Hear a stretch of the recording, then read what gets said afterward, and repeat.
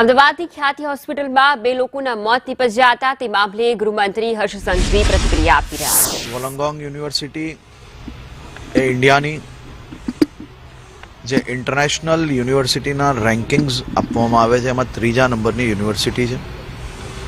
Gift city માટે ખાસ કરીને એજ્યુકેશન સેક્ટર માટે આજનો દિવસ એક ખૂબ મહત્વનો છે।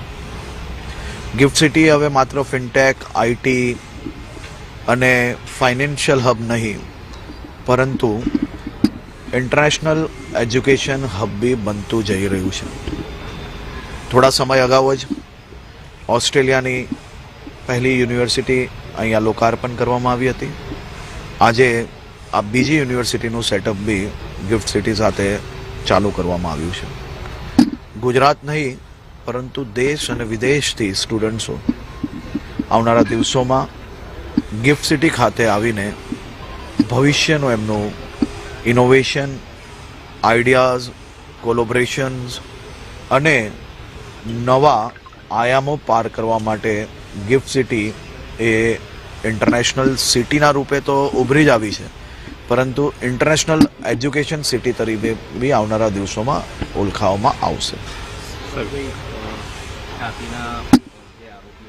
હમણાં હું આ આઈએફએસસીના ખાસ કરીને આ પ્રોગ્રામ માટે અહીંયા આવ્યો છું અને આની માહિતી આપ સૌની જોડે શેર કરી રહ્યો છું અને સાથે સાથે એ વિષયની માહિતી બી અમદાવાદ પોલીસ દ્વારા અને ખાસ કરીને હેલ્થ ડિપાર્ટમેન્ટ દ્વારા આપવામાં આવી છે અને વધુ જે કંઈ માહિતી જોઈતી હશે એ સાંજે આજે આપવામાં આવશે।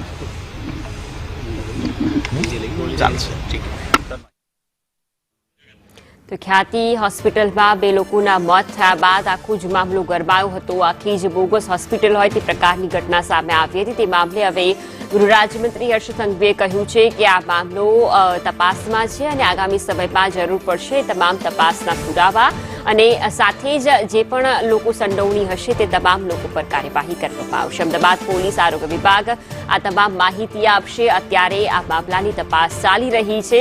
આના માટે એક કમિટીની પણ રચના કરવામાં આવી છે જે આખા જ મામલાની તપાસ કરી રહી છે। ખ્યાતિ હોસ્પિટલમાં બે લોકોના એન્જિયોપ્લાસ્ટી બાદ મોત થયા હતા અને ત્યારથી જ પીએમ જયના નામે કેવી રીતે કૌભાંડ આચરવામાં આવે છે તે આખું જ સામે આવ્યું હતું જેમાં ચેરમેન હોય, સીઈઓ હોય, તમામ લોકોની સંડોવણી સાથે તમામ લોકો ઉપર ફરિયાદ પણ દાખલ થઈ છે।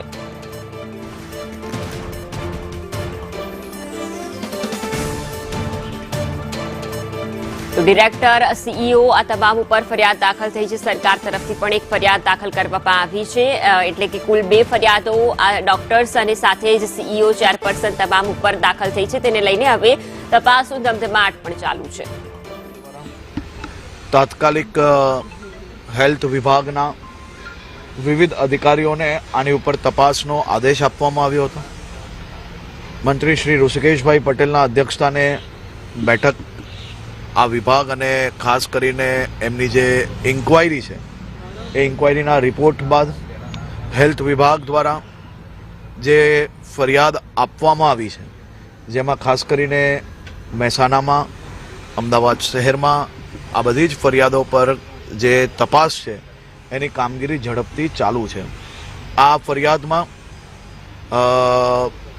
જે કોઈ કલમો છે એ આજ સુધી આ પ્રકારની ઘટનામાં સૌથી વધુ કલમો અને કડકમાં કડક કલમોનો આની અંદર ઉમેરો કરવામાં આવ્યો છે અને નામજોગ બધા જ જે કોઈ આની અંદર કલ્પ્રિટ નજરે પડી રહ્યા છે તમામ લોકોના નામજોગ આ ફરિયાદ લેવામાં આવી છે।